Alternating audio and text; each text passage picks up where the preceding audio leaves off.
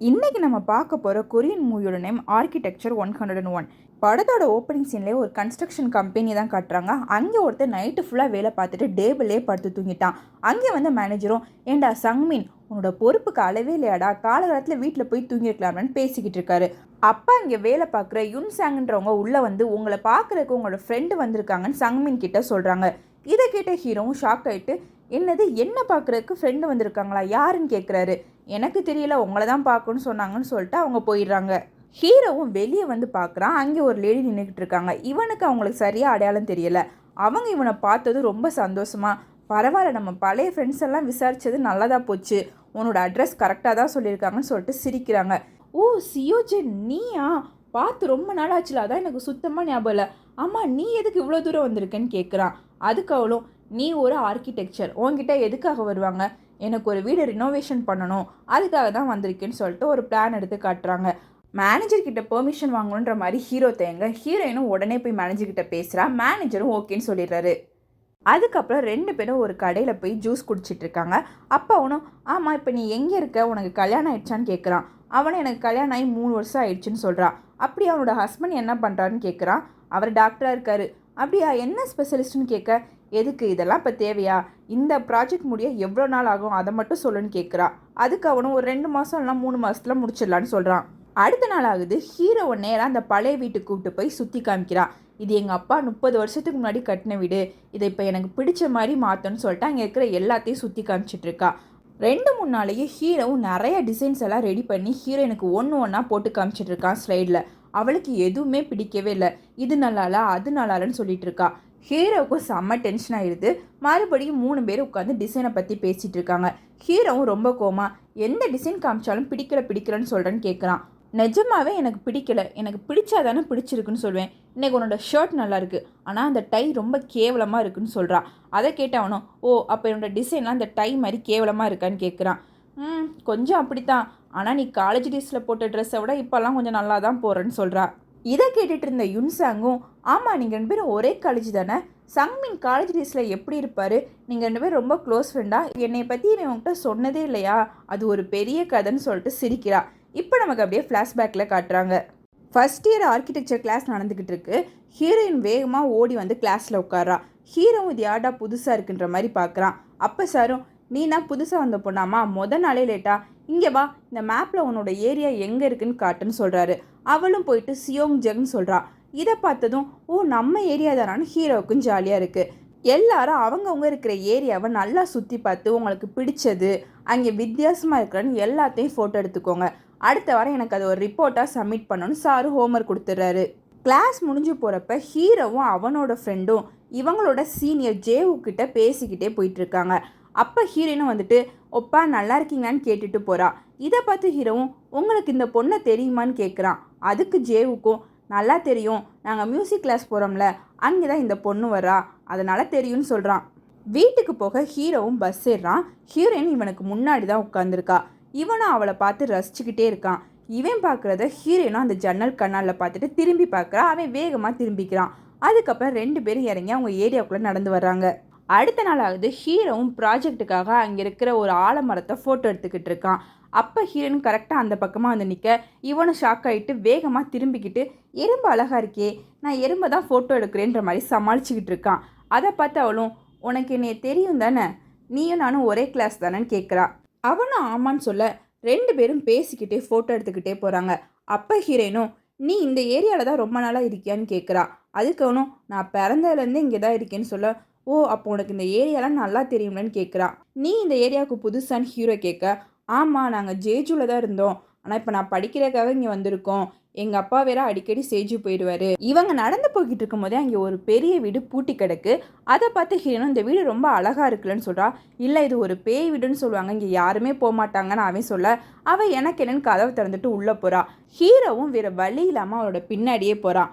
அவள் அங்கே இருக்க டிசைனெல்லாம் பார்த்துட்டு, இந்த டிசைன்ஸ்லாம் ரொம்ப அழகாக இருக்குல்லன்னு சொல்லிட்டு இருக்கா. ஹீரோயினும் கீழே உட்கார போக, அவள் ட்ரெஸ்ஸை அழுக்காயிருக்கலான்னு அவனும் வேகமாக ஒரு பேப்பரை வைக்க ஹீரோயினும் அதில் உட்காந்துக்கிறா. நம்ம 2 பேரும் ஒரே கிளாஸ் தான், நமக்கு நிறையா ஹோம்ஒர்க்லாம் கொடுப்பாங்க, இனிமேல் நம்ம 2 பேரும் சேர்ந்தே எல்லாம் பண்ணலான்னு ஹீரோயின் சொல்ல, ஹீரோவும் சரின்னு சொல்லிடுறான். அடுத்ததாக சாரும் பெரிய பெரிய அப்பார்ட்மெண்ட்ஸ் எல்லாம் ஃபோட்டோ எடுத்துகிட்டு வாங்கன்னு சொல்லியிருப்பாரு. இவங்களாம் அதுக்காக ஒரு பெரிய அப்பார்ட்மெண்ட்டை கண்டுபிடிச்சா இங்கே ஃபோட்டோ எடுத்துகிட்டு இருப்பாங்க. அப்போ ஹீரோயினும் எனக்கு மியூசிக் கேட்குறதா ரொம்ப பிடிக்கும்னு சொல்லிட்டு ஒரு சீடியை போட்டு ஹெட்செட்டை ஹீரோக்கிட்ட கொடுத்து இந்த பாட்டை கேளேன், இது செம்மையாக இருக்கும், இதுதான் என்னோடய ஃபேவரெட்டுன்னு சொல்லிட்டு கொடுக்குறா. அவனும் அந்த பாட்டை கேட்டுக்கிட்டே ஹீரோயினை பார்த்து ரசிச்சுக்கிட்டு இருக்கான். இப்போ ப்ரெசண்டில் காட்டுறாங்க, அதே மாதிரியே ஹீரோயினை வச்சுக்கன்னு வாங்காமல் பார்த்துட்டு இருக்கான். அப்போ இங்கே யுன்சாங்கும் எனக்கு ஒரு ஐடியா வந்திருக்கு, பேசாமல் நம்ம வீட்டையே இன்னும் கொஞ்சம் பெருசாக கட்டக்கூடாது, அப்போ நம்ம நினச்ச மாதிரி டிசைன் வரும்னு சொல்கிறா. இதை கேட்ட ஹீரோவும் இது நல்ல ஐடியாவாக இருக்கேன்னு சொல்லிட்டு வேகமாக ஒரு டிசைன் பண்ணி காட்டுறான். அதை பார்த்ததும் ஹீரோயினுக்கு ரொம்ப பிடிச்சிருது. இந்த டிசைன் ஓகே ஆனதுக்காக நைட்டு ஹோட்டலில் ட்ரீட் கொடுக்குறேன்னு சொல்லியிருப்பா. ஹீரோயினும் நல்லா மேக்கப் பண்ணிட்டு வேகமாக ஒரு கடையில் போய் ஒரு டை வாங்கிட்டு அங்கே போகிறா. ஹீரோவும் கொஞ்ச நேரத்துலேயே வர்றான். ஆனால் அவன் பின்னாடியே யுன்சாங்கும் வரா. இதை பார்த்ததும் ஹீரோனுக்கு கொஞ்சம் அப்செட் ஆயிடுது. அப்போ ஹீரோவும் இந்த டிசைன் ஓகே ஆனதுக்கு முக்கிய காரணமே யுன்சாங் தான், அதனால தான் அவளையும் ட்ரீட்டுக்கு கூப்பிட்டு வந்தேன்னு சொல்கிறான். ஆமாம்மா, நீங்களும் கண்டிப்பாக அந்த ட்ரீட்டில் ஜாயின் பண்ணிக்கோன்னு சொல்லிட்டு ஹீரோயின் வேகமாக அந்த டை எடுத்து பைக்குள்ளே ஒழிச்சு வச்சுக்கிறா. அப்போ அவனுக்கு முக்கியமான ஒரு ஃபோன் வர அவன் ஃபோன் எடுக்க போயிடுறான். ஹீரோயினும் யுன்சாங்கை பார்த்து நீங்கள் யாராவது டேட்டிங் பண்ணுறீங்களான்னு கேட்குறா. அதுக்கு அவளும் இன்னும் ஒரு 2-3 மாதத்தில் எனக்கு கல்யாணமே ஆயிரும், எனக்கு கல்யாணமே ஃபிக்ஸ் ஆயிடுச்சுன்னு சொல்கிறா. இதை கேட்ட ஹீரோயினும் என்ன சொல்கிறீங்க, நிஜமாவான்னு கேட்க, ஆமாம், நானும் அவரும் கல்யாணத்துக்கு அப்புறம் யூஎஸில் போய் செட்டில் ஆக போகிறோம், அதுக்கு கூட பிளான் பண்ணிட்டோன்னு சொல்கிறா.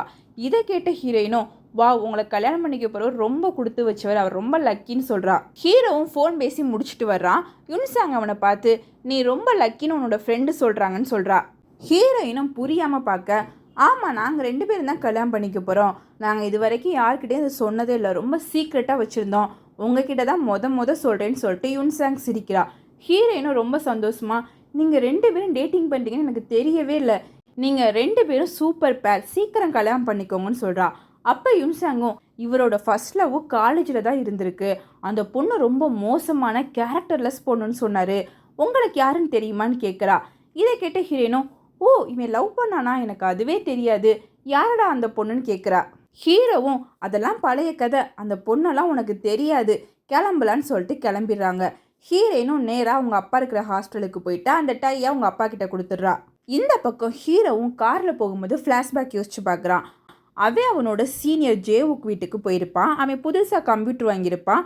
அப்போ தான் கம்ப்யூட்டர் வந்த புதுசாக அதை பார்க்கலான்னு சொல்லிட்டு போயிருப்பாங்க. அப்போ அவங்களும் ஜேவுக்கிட்ட உங்ககிட்ட வீடு இருக்குது, பணம் இருக்குது, எல்லாமே இருக்குது, அதனால தானே எல்லா பொண்ணுங்களும் உங்ககிட்ட பேசுகிறாங்க, நீங்கள் யாரையா லவ் பண்ணுறீங்களான்னு கேட்குறாங்க. அதுக்கு அந்த சீனியரும் சிரிச்சுக்கிட்டே லவ்வா, அதுக்கெல்லாம் வாய்ப்பே இல்லை, எனக்கு ஏதாவது ஒரு பொண்ணு பிடிச்சிருச்சு, அவளை அடையணும்னு நினச்சேன்னா 4 வார்த்தை சிரித்து பேசினேன்னா போதும், நான் என்ன சொன்னாலும் கேட்பாங்க, அதுக்கப்புறம் தண்ணி அடிக்க சொல்லுவேன், அவங்களும் தண்ணி அடிச்சுட்டு நான் கூப்பிட்ற இடத்துக்கு வந்துடுவாங்க, அன்றைக்கி நைட்டு மேட்ரை முடிச்சுட்டு அவ்வளோதான் கூலாக சொல்கிறான். இதை கேட்டதும் ஹீரோக்கும் ஒரு மாதிரியா இருக்குது. பணம் இருக்கனால தான் இவன் இப்படி இருக்கான்னு நினச்சிக்கிறான். ஹீரோ அவங்க அம்மா வச்சுருக்க கடைக்கு வரான். அவங்க அம்மா ஒரு சூப் கடை வச்சுருப்பாங்க, அதை வச்சு தான் கஷ்டப்பட்டு இவனை வளர்த்துக்கிட்டு இருப்பாங்க. இவன் நான் வீட்டுக்கு போயிட்டு வரேன்னு சொல்லிட்டு கிளம்புவான். அப்போ கரெக்டாக ஹீரோயின் அந்த பக்கமாக வருவாள். ஹீரோயினும் நேராக அந்த பழைய வீட்டுக்கு கூப்பிட்டு போகிறா. அந்த பழைய வீட்டை ஃபுல்லாக க்ளீன் பண்ணி நீட்டாக வச்சுருக்கா. அங்கே நிறையா ஒரு மஞ்சாடியில் விதையெல்லாம் போட்டு வச்சுருக்கா. அதை அவன்கிட்ட காமிச்சிட்ருக்கா. உனக்கு உங்கள் மியூசிக் கிளாஸில் இருக்கிற ஜேவுக்கு தெரியுமா, நம்மளோட சீனியர்னு கேட்குறான். அதுக்கு அவளும் நல்லாவே தெரியுமே, எங்கள் கிளாஸ்லேயே அவன் ரொம்ப ஃபேமஸ், எல்லா பொண்ணுங்களும் அவன் பின்னாடி தான் சுற்றிட்டு இருப்பாங்கன்னு சொல்கிறா. ஓ அப்படியா, உனக்கு கூட அவனை பிடிக்குமான்னு கேட்குறான். ஏன் எனக்கு பிடிக்கக்கூடாதா, அவன் எவ்வளோ அழகாக ஹைட்டாக இருக்கான், பார்க்குறதுக்கே செம ஸ்மார்ட்டாக இருக்கான், எனக்கு அவன் மேலே க்ரஷ் இருக்குது, ஆனால் அவன் என்னை திரும்பி கூட பார்த்ததே இல்லைன்னு சோகமாக சொல்கிறா. இதை கேட்டதும் ஹீரோவுக்கு இதயமே உடஞ்சிருது. இப்போ நமக்கு அப்படியே ப்ரெசண்டில் காட்டுறாங்க. 2 பேரும் வேலை நடக்கிற இடத்துல எல்லாத்தையும் பார்த்துக்கிட்டு இருக்காங்க. அதுக்கப்புறம் வெளியே வராங்க. அப்போ ஹீரோயினும் உட்கார போக இவன் வழக்கம் போல இங்கே ஒரு பேப்பர் வைக்கிறான். ஹீரோயினும் உட்காந்துக்கிறா. ஆமாம், உன்னோட ஃபர்ஸ்ட் லவ் யார், அந்த மோசமான கேரக்டர்லெஸ் பொண்ணு, ஒருவேளை அது நானான்னு கேட்க, என்ன லூஸா நீ எல்லாம் கிடையாது, ஏதாவது காமெடி பண்ணிக்கிட்டு இருக்காத, வா போகலான்னு கூப்பிட்டு போயிடுறான். போகிறப்ப ஹீரோவும் ஃபோனில் ரொம்ப டென்ஷனாக, இங்கே பாருங்கம்மா, நான் சொல்கிறத கேளுங்க, உங்கள் கடை இருக்கிற ஏரியாலாம் கொஞ்சம் நல்லா ரீடெவலப் ஆகிடும், எப்படியும் அதை இடிச்சிருவாங்க இல்லை விற்றுருவாங்க, ஒழுங்காக ஏன் கூட வந்து இருங்க, இல்லைன்னா நான் சொல்கிறதையாவது கேளுங்கன்னு கத்துறான். இதை கேட்ட ஹீரோனும் ஏன் உங்கள் அம்மா கிட்ட இவ்வளோ சத்தமாக பேசுகிற, அவங்களுக்கே வயசாயிடுச்சுல, நீ தான் கூட இருந்து பார்த்துக்கணும், இந்த பசங்களாம் இப்படி தான் பொறுப்பே இல்லாமல் இருப்பீங்க அப்படின்ற மாதிரி சொல்ல ஹீரோவுக்கு செம்ம டென்ஷன் ஆகிடுது. உனக்கு என்ன தெரியும், இஷ்டத்துக்கு பேசுகிற, உனக்கு என்னப்பா, உங்ககிட்ட பணம் நிறையா இருக்குது, தனியாக இருக்க, உனக்கு கேள்வி கேட்க யாரும் இல்லை, அதனால் இஷ்டத்துக்கு பேசுவேன்னு சொல்கிறான். நான் தனியாக இருக்கேன்னு உனக்கு எப்படி தெரியும்னு கோவமாக கேட்டுட்டா இங்கேருந்து போகிறா. ஹீரோவும் அவளை சமாதானப்படுத்தி சோஜு குடிக்க கூப்பிட்டு போயிட்டு, இதில் கண்டுபிடிக்கிறதுக்கு என்ன இருக்குது, நான் கன்ஸ்ட்ரக்ஷன் ஒர்க் ஸ்டார்ட் பண்ணலேருந்து நீ உன்னோட ஹஸ்பண்டை கூப்பிட்டுட்டே வரல, டிசைன் விஷயத்தில் கூட அவர் தலையிடவே இல்லை, இப்படி யாருமே இருக்க மாட்டாங்க, அதை வச்சு தான் உனக்கு டைவர்ஸ் ஆகிருக்குன்னு நான் கெஸ் பண்ணேன்னு சொல்கிறான். உண்மைதான், எனக்கு டைவர்ஸ் ஆயிடுச்சு, நான் பெரிய விஜே ஆகணும், அந்த ஃபீல்டில் சாதிக்கணும்னு எவ்வளவோ ட்ரை பண்ணேன், ஆனால் என்னால் விஜே ஆகவே முடியலை, அதுக்கப்புறம் கல்யாணம் பண்ணுறத தவிர எனக்கு வேறு எந்த ஆப்ஷனுமே இல்லை, எனக்கு கல்யாணம் பண்ண கொஞ்ச நாளே எங்கள் 2 பேருக்கும் செட் ஆகவே இல்லை, மாப்பிள்ளை ரொம்ப நல்ல பையன், உன் வாழ்க்கை நல்லா இருக்கும்னு எங்கள் அப்பா சொன்னால தான் அவனை கல்யாணம் பண்ணிக்கிட்டேன், ஆனால் அவன் ரொம்ப மோசமானவன், என் வாழ்க்கை அவ்வளோ கொடூரமாக இருந்துச்சு, எங்கள் வக்கீல் உடனே டைவர்ஸ் பண்ணால் இழப்பீடு கிடைக்காது, ஒரு 2-3 வருஷம் சேர்ந்துருந்தால் தான் நம்மளால் அலிமோனி வாங்க முடியும்னு சொல்லிட்டாரு, அதனால தான் அந்த 2-3 வருஷம் சேர்ந்துருந்தேன், இப்போ எனக்கு நல்ல அமௌண்ட்டும் கிடச்சிருக்கு, அந்த அமௌண்ட்டில் தான் நான் இப்போ கூட வீடு கட்டுறேன், நான் ரொம்ப மோசமான பொண்ணு தான் இல்லை அப்படின்னு கேட்குறா. ஹீரோவும் அப்பெல்லாம் இல்லைன்னு சொல்லி சமாதானப்படுத்திட்டு இருக்கான். ஹீரோயின் ரொம்ப சோஜு குடிச்சிடறா, அவளால் நிற்க கூட முடியலை. அவளும் கொஞ்ச நேரத்தில் என் வாழ்க்கையே போயிடுச்சு, என் வாழ்க்கை மொத்தமாக போயிடுச்சு, என் வாழ்க்கை அழிஞ்சிருச்சுன்னு சொல்லிட்டு ரொம்ப அழுகிறா. ஹீரோவும் அவளை ஹக் பண்ணி சமாதானப்படுத்துகிறான். இப்போ ஹீரோவும் ஃப்ளாஷ்பேக் யோசிச்சு பார்க்குறான். இவங்க 2 பேரும் ஒரு ரயில்வே ட்ராக்கில் கையை நீட்டி ஜாலியாக நடந்துட்டு அந்த வெதரை ரசிச்சுக்கிட்டு இருப்பாங்க. அப்போ ஹீரோயினும் எனக்கு இன்னைக்கு பிறந்த நாள், ஜாலியாக இருக்கேன்னு சொல்கிறா. அதை கேட்டவனும் பிறந்த நாள் ஆகும், ஃப்ரெண்ட்ஸோட அவுட்டிங் போயிருக்கலாம்னு கேட்குறான். நீ என்னோட ஃப்ரெண்டு தானே, வா நம்ம என்ஜாய் பண்ணலான்னு சொல்லிட்டு ஒரு ஹோட்டலுக்கு போகிறாங்க. அப்போ ஹீரோயினும் 10 வருஷம் கழித்து நம்ம லைஃப் எப்படி இருக்கும்னு நினைக்கிறேன்னு கேட்குறா. எப்படி இருக்கும், நம்ம 2 பேரும் ஆர்கிடெக்சராக இருப்போம், வீடு டிசைன் பண்ணலாம் கட்டலான்னு சொல்கிறான். நீ வேணால் ஆர்கிடெக்சராக இருப்ப, நானாக இல்லை, ஏதோ எங்கள் அப்பா சொன்னாங்கன்னு தான் இதை எடுத்து படிச்சுட்டு இருக்கேன், எனக்கு ஒரு பெரிய விஜே ஆகணும் தான் ஆசை, நிறைய டிவி சேனல் ரேடியோ இது எல்லாத்துலேயும் நான் ஒர்க் பண்ணோம், அதுதான் என்னோட கனவுன்னு சொல்கிறா. நீ விஜே ஆகி பெரிய ஆளாக என்னோட வாழ்த்துக்கள்னு ஹீரோ சொல்கிறான். ஆமாம், நான் பெரிய ஆனதுக்கப்புறம் நான் உங்ககிட்ட தான் வீடு கட்டுறதுக்கு வருவேன், நீ தான் எனக்கு கண்டிப்பாக வீடு கட்டி தரணும், இந்த அட்வான்ஸாக எனக்கு பிடிச்ச இந்த சீடியை வச்சுக்கோன்னு சொல்லிட்டு அவளுக்கு பிடிச்ச அந்த பாட்டை கொடுப்பா. வீடு இப்படி இருக்கணும் அப்படி இருக்குன்னு சொல்லிட்டு ஒரு டிசைன் போட்டு கட்டுறா. அவனும் அதை பார்த்து ரசிச்சுட்டு இருக்கான். வீட்டுக்கு போகிறதுக்காக பஸ்ஸுக்கு வெயிட் பண்ணிக்கிட்டு இருக்காங்க. ரொம்ப நேரம் ஆகியும் பஸ் வரவே இல்லை, ரொம்ப லேட் ஆகிடுது. ஹீரோயினும் இவன் மேலேயே தூங்கிடுறா. இதை பார்க்குற ஹீரோக்கு ஒரு மாதிரியா இருக்கு. அவள் அழகில் அப்படியே மயங்கி போயிட்டு கிட்ட போய் கிஸ் பண்ணிடுறான். ஹீரோயினும் கொஞ்ச நேரத்தில் டக்குன்னு முழிச்சு பார்க்குறா. இவன் பயந்துடுறான், கிஸ் பண்ணனால முழிச்சிட்டா போலன்னு. அவளும் எனக்கு சுச்சு ரொம்ப அர்ஜென்ட்டாக இருக்குன்னு சொல்லிட்டு பின்னாடி போகிறா. நல்ல வேளை இவளுக்கு தெரியலைன்னு சொல்லிட்டு ஹீரோவுக்கு நிம்மதியாக இருக்குது. அடுத்த நாள் ஆகுது. ஹீரோ காலேஜுக்கு வரான். அவன் காலேஜுக்குள்ளே வரும்போது ஹீரோனோட வாய்ஸ் எல்லா சைடும் கேட்குது. அவங்க காலேஜில் இருக்கிற ஏதோ அனௌன்ஸ்மெண்ட்டாக அவள் தான் கொடுக்குறா. இதை கேட்டதான் அவனும் வேகமாக இங்கே ஓடி போயிட்டு பார்க்குறான். அவள் இப்படி மைக்கில் பேசுகிறதுக்கு சான்ஸ் வாங்கி கொடுத்து ஹெல்ப் பண்ணது சீனியர் ஜேவுக்கு தான் போல். அதுக்கப்புறம் ஹீரோயினும் வெளியே வரா. இவனும் வேகமாக வந்துட்டு உன்னோட வாய்ஸ் சூப்பராக இருந்துச்சுன்னு சொல்கிறான். இவங்க 2 பேரும் பேசிக்கிட்டு இருக்க பார்த்த சீனியராக இங்கே வந்துட்டு நீங்கள் நேரம் ஒரே ஏரியா தானே, நான் உங்களை ட்ராப் பண்ணுறேன்னு சொல்லிட்டு காரில் கூப்பிட்டு போகிறான். ஹீரோ காரில் ஏறின உடனே தூங்கிடுறான். இதை பார்த்த சீனியரும் எவ்வளோ கம்ஃபர்டபுளாக தூங்குறான் பாரு, ஆமாம் நீ இவனும் ரொம்ப க்ளோஸான்னு கேட்குறான். இல்லை கொஞ்சம் தான் க்ளோஸ்ன்னு சொல்கிறா. அவனோட சட்டையை பார்த்தியா, கெஸ் ஸ்பெல்லிங் ரொம்ப தப்பாக இருக்குது, ஏதோ ஃபேக்கான டிஷர்ட் போல், எந்த ரோட்டுகளில் வாங்கினானோ கொஞ்சம் கூட இதே இல்லைன்னு சொல்லி அவன் சிரிக்க, ஹீரோயின் இதை கேட்டுட்டு ஆமாம் ஸ்பெல்லிங் தப்பாக இருக்குல்லன்னு சொல்லிட்டு சிரிக்கிறா.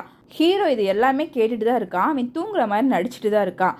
அதுக்கப்புறம் ஹீரோயினும் உங்கள் ஏரியாவில் அப்பார்ட்மெண்ட்ஸ்லாம் எவ்வளோ ரேட்டு, எங்கள் அப்பா கேட்க சொன்னார், அந்த ஏரியாவிலேருந்து தான் பஸ் ஸ்டாண்ட் ரயில்வே ஸ்டேஷன்லாம் பக்கம், ஸோ அங்கே போயிடலான்னு எங்கள் அப்பா நினைக்கிறாரு.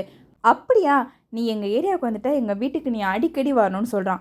அப்படியா, நான் உங்கள் வீட்டுக்கு வரலாமான்னு அவள் ரொம்ப ஆர்வமாக கேட்க, நீ எப்போ வேணால் வரலாம், உனக்காக என் வீட்டு கதவுகள் எப்போவுமே திறந்துருக்குன்னு சொல்கிறான்.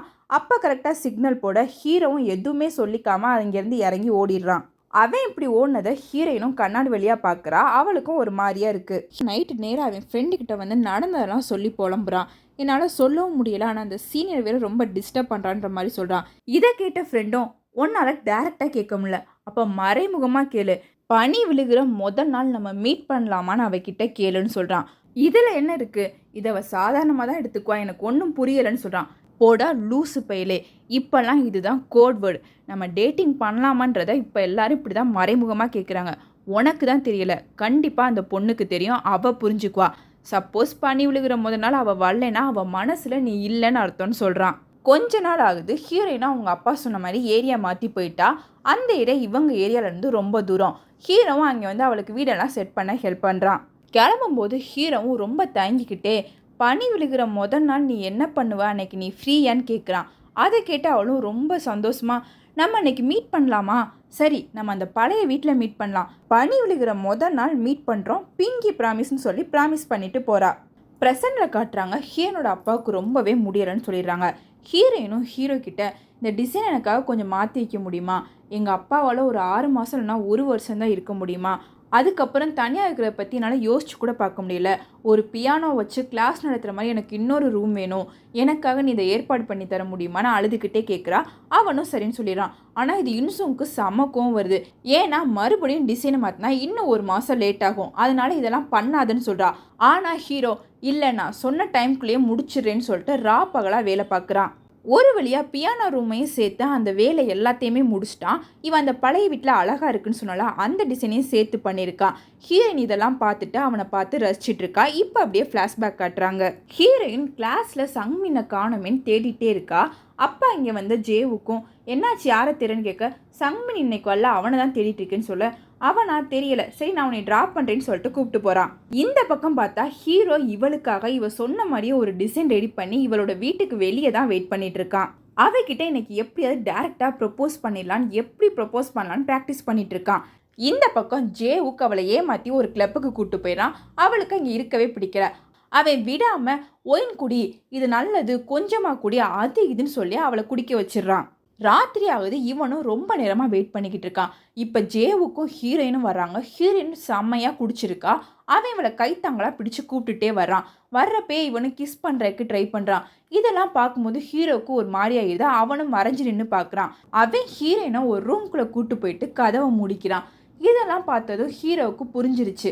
ஏன்னா அந்த சீனியர் என்ன பண்ணுவான்னு அவன் சொல்லியிருக்கான்ல, அதை நினச்சிக்கிட்டு அவன் ரொம்ப சோகமாக இங்கேருந்து போகிறான். ஃப்ரெண்டுக்கிட்ட வந்து சொல்லி சொல்லி அழுகிறான். அவன் கஷ்டம் தீர்ற வரைக்கும் அழுதுகிட்டே இருக்கான். அடுத்த நாள் ஆகுது. குப்பை போட வந்த ஹீரோனும் இவன் பண்ணிட்டு வந்தா அந்த டிசைன் அங்கே கிடக்கிறத பார்க்குறா. இவன் வந்திருக்கான்னு புரிஞ்சுக்கிறா. ப்ரெசண்டில் காட்டுறாங்க, வீட்டு வேலை எல்லாமே முடிஞ்சு எல்லாமே ஃபினிஷ் ஆகிடுது.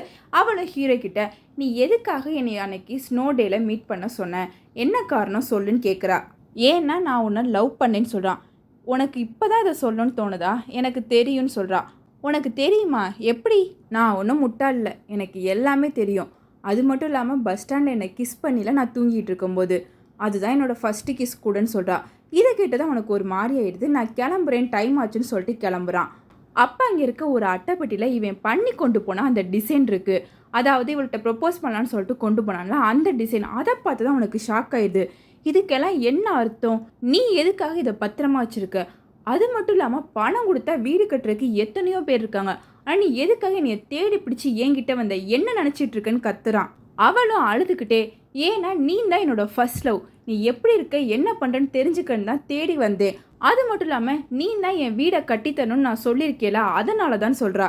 அவனும் வேகமாக அவளை கிஸ் பண்ணிடுறான். இப்போ நமக்கு அப்படியே ஃப்ளாஷ்பேக்கில் காட்டுறாங்க. அவனும் அதுக்கப்புறம் காலேஜில் வந்ததுக்கப்புறம் ஹீரோ கிட்ட பேச ட்ரை பண்ணுவாள். ஆனால் அவன் பேசவே மாட்டான். இனிமேல் நீ என் கூட பேசாத, என் லைஃப்லேயே நீ கிடையாதுன்னு சொல்லிட்டு அவளோட சீடியை கொடுத்துட்டு போயிடுவான். அதுக்கப்புறம் பனி விழுகிற முதல் நாள் அந்த ஸ்னோ டே அன்னைக்கு அவள் கரெக்டாக அந்த பழைய வீட்டில் போய் வெயிட் பண்ணிகிட்டே இருப்பான். ஆனால் அவன் வரவே மாட்டான். அதுக்கப்புறம் அவள் அந்த சீடியை அங்கேயே வச்சுட்டு கிளம்பிடுவா. இப்போ ப்ரெசண்டில் காட்டுறாங்க, ஹீரோ யுன்சங்க கல்யாணம் பண்ணிட்டு அமெரிக்காவுக்கு கிளம்பிட்டான். இந்த பக்கம் ஹீரோயின் அவள் வீட்டில் பியானோ கிளாஸ் சொல்லி கொடுத்துட்டு அவங்க அப்பாவோட நிம்மதியாக இருக்கா. அப்படி ஒரு நாள் ஹீரோயினுக்கு ஒரு பார்சல் வருது. அதில் என்ன இருக்குன்னு பார்த்தீங்கன்னா, அவள் அன்னைக்கு அந்த பழைய வீட்டில் வச்சுட்டு போனால அந்த சிடி, அவளும் அதை எடுத்து போட்டு கேட்டுட்டு இருக்கா. இதுக்கு என்ன மீனிங்னா, அன்னைக்கு அவனும் அங்கே போயிருக்கான், அவள் போனதுக்கப்புறம் போயிருக்கான். இதோட இந்த படமும் முடியுது.